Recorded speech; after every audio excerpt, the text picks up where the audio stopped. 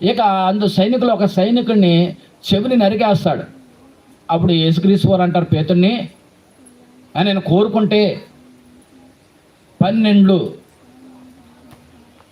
సైన్య సమూహములు రావా, నన్ను కాపాడవా అంటే, ప్రియులారా 12 సైన్య సమూహములు అంటే 72,000 దేవదూతలు. 12 సైన్య సమూహములు అంటే ప్రియులారా 72,000 దేవదూతలు వస్తాయి. రండి వీళ్ళందరూ అంత చూడండి. అలా నా జరగదా? నా అంతటి నేనే నా ప్రాణమును పెడతానన్నాడు యేసయ్య. దేవునికి స్తోత్రం, హల్లెలూయా. అక్కడ అర్థమైపోయింది కదా.